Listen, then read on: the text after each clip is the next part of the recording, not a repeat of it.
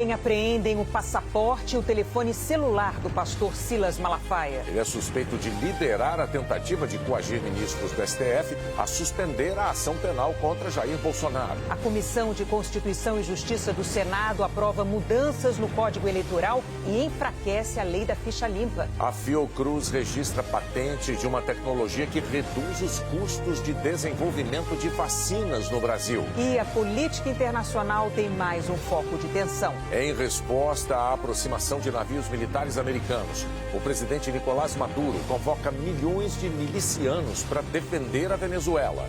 O Jornal Nacional está começando.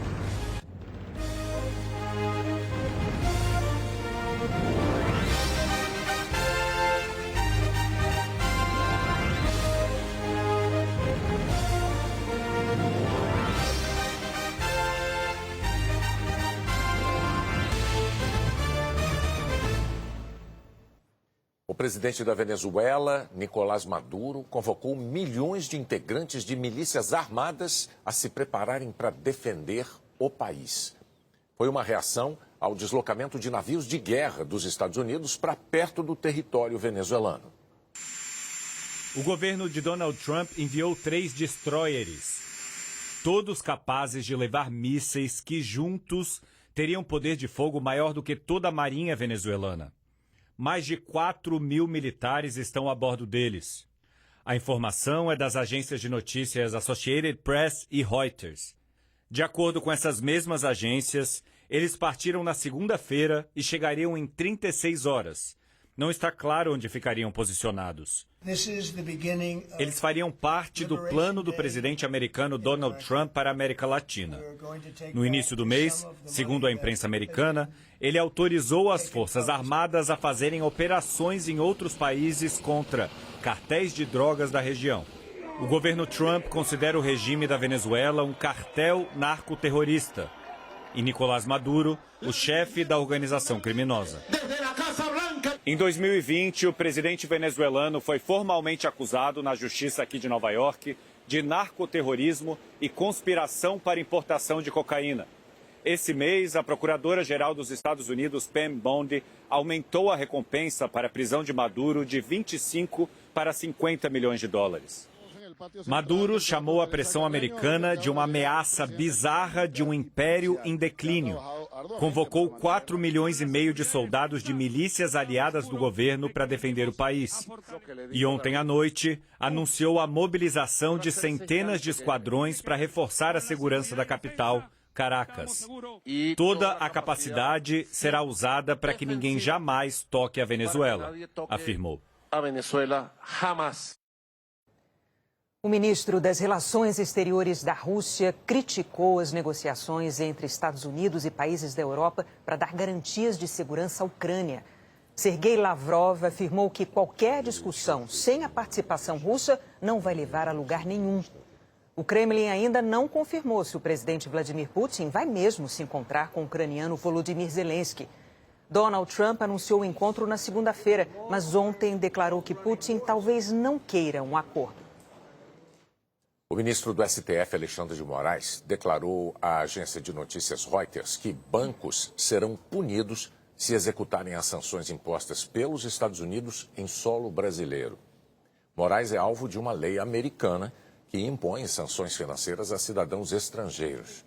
Anteontem, o ministro Flávio Dino determinou que ordens de governos e de tribunais estrangeiros precisarão de aval, de homologação do STF para serem aplicadas aqui. A Comissão de Constituição e Justiça do Senado aprovou mudanças no novo Código Eleitoral. Uma das propostas é a do voto impresso, que foi aprovada por 14 votos a 12. O autor, senador Esperidião Amin, do Progressistas, explicou o que pretende com a mudança. Não é voto impresso, é voto impresso para fim de auditoria. Portanto, não é uma cisma, não é uma paranoia e tampouco é uma medida que regride. Isso progride, isso enaltece o sistema de votação por urna eletrônica. O relator do projeto do novo Código Eleitoral, o senador Marcelo Castro, do MDB, foi contra e ressaltou que a proposta já foi barrada pelo STF. O mesmíssimo texto que já foi aprovado em 2015 no Congresso Nacional e o Supremo Tribunal Federal considerou inconstitucional. Então, quero crer que nós estamos incorrendo numa inconstitucionalidade pela segunda vez. A CCJ também aprovou uma cota de 20% de vagas para mulheres na Câmara dos Deputados, Assembleias Legislativas e Câmaras Municipais. A bancada feminina no Senado considerou um retrocesso e conseguiu manter a obrigatoriedade de 30% de candidatas nas chapas, como é hoje. É tirar um direito conquistado da gente com muita luta, dada pelo Poder Judiciário, não foi dessa casa. E sabe o que é que vai acontecer? Não vai ser aprovado os 20% e a gente vai ficar sem as candidaturas. O projeto mantém pontos já aprovados na Câmara e que, segundo especialistas, fragilizam a lei da ficha limpa. Hoje, o político fica impedido de disputar eleições pelo tempo de condenação na Justiça e mais 8 anos. O projeto aprovado pela CCJ reduz esse tempo para alguns tipos de crimes, contra a economia popular, contra o meio ambiente e a saúde, eleitorais e de abuso de autoridade. O texto também afrouxa as regras para políticos com mandatos cassados. Hoje, eles ficam inelegíveis pelo resto do mandato e mais 8 anos. Pela proposta, ficarão inelegíveis por no máximo 8 anos a partir da decisão. Para valer nas eleições do ano que vem, o texto aprovado hoje na CCJ ainda precisa passar pelo plenário do Senado. Como o projeto foi modificado pelos senadores, precisa passar novamente pela Câmara dos Deputados e ser sancionado pelo presidente Lula até outubro deste ano. O governo federal sofreu hoje uma derrota política na instalação da CPMI para investigar os descontos ilegais no INSS. Partidos de oposição impediram a votação simbólica do senador Omar Aziz, do PSD, para a presidência da comissão. Aziz é próximo ao presidente Lula e foi indicado pelo presidente do Senado, Davi Alcolumbre, do União Brasil. Foi eleito o senador Carlos Viana, do Podemos. Ele indicou para a relatoria o deputado Alfredo Gaspar, do União, que é alinhado ao ex-presidente Bolsonaro. A CPMI tem previsão para durar 180 dias. A Quest Consultoria divulgou uma pesquisa sobre a avaliação que os brasileiros fazem do governo e do trabalho do presidente Lula. A margem de erro é de 2 pontos percentuais, para mais ou para menos. Em janeiro, 47% aprovavam o trabalho do presidente Lula. Em março, 41%. Em maio, 40%. Em julho, 43%. E agora, 46%. Desaprovavam 49% em janeiro. Em março, 56%. Depois, 57%. 53% e agora 51%. Não souberam ou não responderam 4%. 3% em 2 pesquisas. 4% e agora 3%. A Quest pediu que os entrevistados avaliassem o governo de maneira geral. Em janeiro, 31% avaliavam o governo Lula de maneira positiva. Em março, 27%. Em maio, 26%. Em julho, 28% e agora 31%. Regular, 28% em janeiro. Depois, 29%, 28% em 2 pesquisas e agora 27%. A avaliação negativa era de 37% em janeiro. Depois, 41%, 43%. Em julho, 40%. Agora está em 39%. Não souberam ou não responderam 4%, 3% em 2 sondagens, 4%, agora 3%. A Quest entrevistou 12.150 pessoas com 16 anos ou mais entre quarta-feira da semana passada e domingo. A seguir, a Fiocruz registra a patente de uma tecnologia que reduz os custos de desenvolvimento de vacinas no Brasil.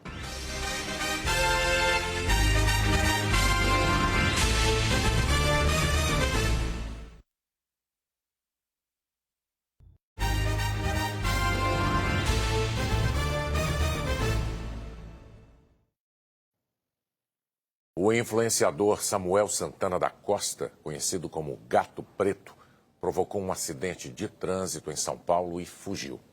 Ele desrespeitou o sinal vermelho antes da batida, que provocou fratura de maxilar no ocupante do outro carro. A influenciadora Bia Miranda estava com o Gato Preto no carro e tinha postado vídeos deles com bebidas alcoólicas. Ele colheu urina, mas na delegacia ficou em silêncio. Depois foi liberado.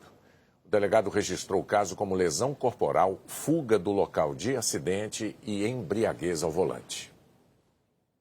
Está prevista para essa noite, no plenário da Câmara dos Deputados, a votação do projeto contra a adultização em plataformas digitais. Ele determina que as empresas de tecnologia previnam o acesso de crianças e adolescentes a conteúdos de intimidação, ameaças e exploração, além de abuso. Um dos pontos que não tem consenso determina que os provedores removam conteúdo que viole direito de crianças e adolescentes assim que receberem as denúncias, sem aguardar a ordem judicial. Esse ponto atende a uma decisão tomada pelo Supremo Tribunal Federal em junho. O Brasil registrou a primeira patente de uma plataforma para vacinas feitas de RNA mensageiro. Isso vai reduzir custos no desenvolvimento de imunizantes.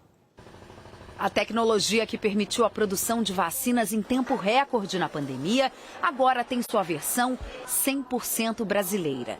O projeto foi desenvolvido no laboratório de Biomanguinhos, na Fiocruz, que registrou a patente de uma plataforma de vacinas de RNA mensageiro, uma molécula capaz de transmitir informações genéticas para as células. Os cientistas pegam uma parte do código genético do vírus ou de outro agente causador de doenças e colocam dentro do RNA mensageiro. Quando alguém recebe a vacina, ela transmite para as células a mensagem necessária para que o organismo produza uma proteína. É isso que desencadeia a produção de anticorpos. E assim, se o vírus verdadeiro aparecer, o corpo já vai estar treinado para combatê-lo. Os pesquisadores da Fiocruz conseguiram desenvolver o RNA mensageiro em uma molécula de gordura que o envolve de uma forma diferente de como são produzidos por outros laboratórios no mundo. Com essa tecnologia, o Brasil poderá produzir vacinas sem necessidade de pagar royalties a outros países. Fica mais barato porque nós não estamos comprando a tecnologia e nós também desenvolvemos todo o sistema produtivo. Barateia muito, né, o fato de não ser necessário importar esses produtos de fora do Brasil. Com a plataforma, os cientistas passam a ter uma base pronta de tecnologia e produção. Isso significa que não é necessário começar do zero a cada nova vacina. O que muda é a informação genética que vai ser usada para combater cada doença. A gente tem já a empada e a gente só troca o recheio a cada nova doença que surge. A vacina com essa técnica 100% nacional, em fase mais avançada, é contra a Covid-19. A previsão é que os estudos clínicos comecem no fim deste ano. Essa tecnologia também pode desenvolver imunizantes para outras doenças. A Fiocruz já começou os estudos para leishmaniose e tuberculose e para terapias de outras doenças, como o câncer. Avançamos muito no conhecimento e na nossa capacidade de desenvolver os nossos próprios produtos. E isso traz para a gente uma autonomia, uma soberania que nos coloca realmente na vanguarda da ciência mundial. Notícia boa, viva a ciência brasileira. Hora da previsão do tempo agora. Boa noite para você, Eliana. Boa noite, Renata, Bonner, e boa noite para você. Amanhã pode ficar de 5 a 9 graus mais quente do que o normal nessas capitais. Em Cuiabá, máxima de 40 graus. A média de agosto é de 35. No Rio de Janeiro, 34 graus, bem acima do que o mês costuma registrar, segundo o Instituto Nacional de Meteorologia. Em São Paulo, 31 graus, também distante desses 24,5. Faz calor ainda em Teresina e Porto Velho, 35 graus. Em Rio Branco e Palmas, 34. Em Belém, Macapá e Manaus, 33. Salvador, Brasília e Vitória, com 29. Curitiba com 25, Florianópolis e Porto Alegre com 23. De manhã, as menores mínimas são esperadas em Porto Alegre, Curitiba e Belo Horizonte, 13 graus. Apesar desse frio, a tarde esquenta na capital mineira, 29 graus. E a umidade do ar cai, inclusive na cidade do Rio e em São Paulo. O ar fica mais seco na área laranja e principalmente na vermelha. Ela inclui Goiânia, o Distrito Federal e Palmas. O sol predomina onde o mapa está amarelo. Nas cores em verde tem possibilidade de chuva, que pode ser forte no litoral de Alagoas e no oeste do Rio Grande do Sul. E na sexta-feira, novos temporais podem atingir a fronteira com o Uruguai. Bonner e Renata. Obrigada, Eliana. E daqui a pouco, depois de Vale Tudo, Internacional e Flamengo decidem uma vaga pelas oitavas de final da Conmebol Libertadores. Boa noite para você, Everaldo Marques. Boa noite, Renata, Bonner, boa noite a todos. Pois é, um grande jogo aqui no Beira-Rio, onde são esperados mais de 50 mil torcedores para esse duelo entre Internacional e Flamengo, valendo vaga nas quartas de final da Libertadores. As equipes chegaram agora há pouco e o Internacional foi recebido por uma grande festa. Os torcedores colorados, centenas deles, fizeram a chamada Rua de Fogo no entorno do Beira-Rio, com mais de 4 mil sinalizadores e estão confiantes na classificação. O Inter precisa vencer por 2 gols para avançar nos 90 minutos. O Roger Machado repete o time da semana passada, liderado pelo Alan Patrick, que é o grande artilheiro e principal líder em assistências do time também em 2025. O Flamengo do Felipe Luiz pode até empatar para se classificar e vai ter hoje uma novidade, a volta de Arrascaeta, que estava suspenso no jogo da semana passada. Uma outra novidade no time titular divulgado agora há pouco é a presença do espanhol Saúl, que começa o jogo. Lembrando mais uma vez, empate e classificação do Flamengo, vitória do Inter por 1 gol, pênaltis, 2 ou mais gols, classificação do Colorado. O Futebol na Globo é logo depois de Vale Tudo. Renata, Bonner. Obrigado, Evê. 2 brasileiras levantaram o público no primeiro dia do Mundial de Ginástica Rítmica no Rio de Janeiro. Basta acompanhar a torcida para explicar um esporte. Dentro da série a gente tem sempre movimentos muito difíceis, então é do silêncio ao berro. A torcida é também porque são elas que estão em ação. Eu tô vendo um nome aqui. Babi. Babi? Babi.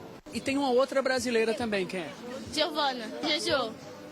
Então são 2 apelidos aqui, é isso? Babi e Jojo. Como é que é? Babi e Jojo. Jojo é Giovana Santos. Babi é Bárbara Domingos. Ela levou o Brasil pela primeira vez a uma final individual geral dos Jogos Olímpicos, ano passado, em Paris. Mudou, na verdade, acho que o olhar da ginástica rítmica brasileira no mundo, sabe? Hoje, Babi e Jojo se apresentaram na fase classificatória da prova individual. Primeiro com a bola, depois com o arco, sem falhas. O que gerou aquela reação da arquibancada. Quem me conhece já sabe que a Juju Furacão, ela entra ali séria, mas termina séria com aquela explosão indo pra galera. Você não se preocupa com o coração dos torcedores, não, é? Assim, muita gente fala, olha, você vai pagar meu cardiologista, que não sei o quê. Jojo e Babi buscam aqui no Rio uma vaga na final individual. O Brasil ainda compete no conjunto, uma disputa por equipes com boa chance de pódio. O que pode marcar ainda mais a primeira vez do Mundial no país, após 40 edições do campeonato. Cresceu muito e mostrando para o mundo inteiro que o Brasil, hoje em dia, é uma grande potência. Capaz de produzir conquistas e fãs apaixonados. O Sport TV 2 transmite o Mundial de Ginástica Rítmica amanhã, a partir das 9 da manhã, hora de Brasília. A seguir, a Polícia Federal indicia Jair e Eduardo Bolsonaro por coação no processo da tentativa de golpe. E apreende celular e passaporte do pastor Silas Malafaia.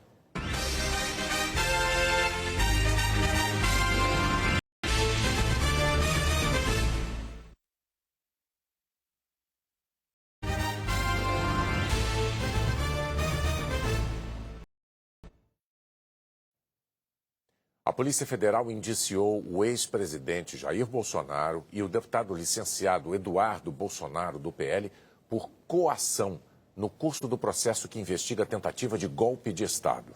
A PF também apreendeu agora à noite o passaporte e o celular do pastor Silas Malafaia. Ele é suspeito de liderar uma ação para coagir ministros do STF a suspender a ação penal contra Jair Bolsonaro. Quem tem os detalhes ao vivo para a gente, direto de Brasília, é o Vladimir Neto. Vladimir, boa noite. Boa noite, Renata, Bonner, boa noite a todos. O relatório da Polícia Federal reúne os indícios colhidos pelos investigadores, como mensagens e áudios do ex-presidente Jair Bolsonaro, que, segundo os investigadores, mostram um conjunto orquestrado de ações praticadas pelo grupo investigado voltadas a coagir membros do Poder Judiciário e, mais recentemente, do Poder Legislativo, Câmara e Senado, de modo a tentar subjugar os respectivos chefes de poderes aos anseios do grupo criminoso, com a finalidade de obtenção de vantagem indevida. As conversas estavam nos celulares de Bolsonaro apreendidos pela PF. As mensagens tinham sido apagadas, mas os peritos da Polícia Federal conseguiram recuperá-las. O conteúdo dos aparelhos foi analisado pelos investigadores e, segundo a PF, confirma que Bolsonaro desrespeitava as medidas cautelares impostas pelo Supremo Tribunal Federal e fazia isso de forma intencional. Uma das conversas recuperadas é do dia 7 de julho, quando Bolsonaro ainda não usava a tornozeleira eletrônica. Nesse dia, o presidente americano Donald Trump criticou em uma rede social o processo contra Bolsonaro. Segundo a PF, Eduardo Bolsonaro enviou mensagens ao pai evidenciando que a real intenção dos investigados não seria uma anistia para os condenados pelos atos golpistas realizados no dia 8 de janeiro de 2022, mas sim interesses pessoais, no sentido de obter uma condição de impunidade de Jair Bolsonaro na ação penal em curso por tentativa de golpe de Estado. Na mensagem recuperada pela PF, Eduardo afirmou: se a anistia light passar, a última ajuda vinda dos Estados Unidos terá sido o post do Trump. Eles não vão mais ajudar. Temos que decidir entre ajudar o Brasil, brecar o STF e resgatar a democracia, ou enviar o pessoal que esteve num protesto que evoluiu para uma baderna para casa num semiaberto. Neste cenário, você não teria mais amparo dos Estados Unidos, o que conseguimos a duras penas aqui, bem como estaria igualmente condenado no final de agosto. Em 10 de julho, Eduardo enviou outra mensagem para o seu pai. Segundo a PF, o deputado estava advertindo Jair Bolsonaro da necessidade de publicar em uma rede social um agradecimento ao presidente Donald Trump pelas medidas aplicadas contra o Brasil. A mensagem diz o seguinte: opinião pública vai entender e você tem tempo para reverter se for o caso. Você não vai ter tempo de reverter se o cara daqui virar as costas para você. Segundo a PF, uma referência a Trump. Aqui é tudo muito melindroso, qualquer coisinha afeta. Na situação de hoje, você nem precisa se preocupar com cadeia, você não será preso. Mas tenho receio que, por aqui, as coisas mudem. Mesmo dentro da Casa Branca, tem gente falando para o 01. Ok, Brasil já foi, vamos para a próxima. Ainda segundo a PF, no dia 15 de julho, Eduardo disse ao pai que a Magnitsky no Moraes estava muito próxima. 15 dias depois, os Estados Unidos aplicaram a lei Magnitsky, impondo restrições financeiras ao ministro Alexandre de Moraes. A análise dos celulares de Bolsonaro também revelou que o pastor Silas Malafaia atuava em linha com Bolsonaro e o filho dele. Com base no relatório, o ministro Alexandre de Moraes autorizou uma operação de busca e apreensão contra Malafaia. Na decisão, Moraes afirma: as ações de Jair Bolsonaro, conforme salienta a Polícia Federal, demonstram que o réu está atuando dolosa e conscientemente de forma ilícita, conjuntamente com o seu filho Eduardo Bolsonaro, com a finalidade de tentar submeter o funcionamento do Supremo Tribunal Federal ao crivo de outro Estado estrangeiro por meio de atos hostis derivados de negociações espúrias e criminosas com patente obstrução à justiça e clara finalidade de coagir esta corte no julgamento da ação penal. Em seguida, Moraes trata de Malafaia. A continuidade das investigações demonstrou fortes indícios de participação de Silas Malafaia na empreitada criminosa, de maneira dolosa e com unidade de desígnios com Jair Bolsonaro e Eduardo Bolsonaro. O ministro aponta o papel de liderança de Malafaia. Efetivamente, as mensagens no celular apreendido de Jair Bolsonaro indicam que Silas Malafaia exerce papel de liderança nas ações planejadas pelo grupo investigado, que tem por finalidade coagir os ministros do Supremo Tribunal Federal e outras autoridades brasileiras com claros atos executórios no sentido de coação no curso do processo e tentativa de obstrução à justiça. Moraes conclui: há fortes evidências ainda que Silas Malafaia atua na construção de uma campanha criminosa orquestrada destinada à criação, produção e divulgação de ataques a ministros do Supremo no contexto de milícias digitais em conduta absolutamente assemelhada àquelas investigadas no inquérito 4874, conforme mensagem anteriormente descrita. Bom, nós procuramos as defesas de Jair Bolsonaro e Eduardo Bolsonaro, mas não obtivemos resposta. Bonner, Renata. Obrigada pelas informações ao vivo de Brasília, Vladimir Neto. E agora há pouco nós nos referimos a Eduardo Bolsonaro como deputado licenciado. Na verdade, ele já reassumiu o cargo, apesar de estar fora do Brasil. Silas Malafaia foi abordado por agentes federais ao desembarcar agora à noite no Rio de Janeiro. O Elter Duarte fala ao vivo do aeroporto do Galeão com as informações. Boa noite para você, Elter. Oi, Renata, boa noite para você, boa noite a todos. O voo até chegou com certo atraso, mas a Polícia Federal já estava aqui bem antes para esperar essa chegada de Silas Malafaia. Ele estava fora desde o último dia 6 e voltou num voo que decolou de Lisboa. Os policiais federais cumpriram determinação do Supremo Tribunal Federal, fazer uma busca pessoal e busca e apreensão de telefones celulares. Eles apreenderam um telefone. Depois, Silas Malafaia foi levado para uma sala da Polícia Federal que fica ali dentro ainda da área de desembarque, do desembarque internacional, aqui do aeroporto do Galeão, onde está prestando depoimento até agora. De acordo com a decisão do ministro do STF, Alexandre de Moraes, Malafaia não pode manter contato com Jair Bolsonaro e nem com Eduardo Bolsonaro, nem mesmo por intermédio de terceiros. Ele também está proibido de deixar o país e terá que entregar todos os passaportes. Nós pedimos um posicionamento para a defesa de Silas Malafaia, mas ainda não recebemos resposta. Aqui eu já vejo uma certa movimentação. Malafaia, pelo jeito, deve sair a qualquer momento desse depoimento aqui da Polícia Federal. Renata Bonner. Obrigada pelas informações. Elter Duarte, ao vivo do aeroporto do Galeão. E o Jornal da Globo é depois de Avisa Lá Que Eu Vou. Boa noite. Boa noite. Até amanhã.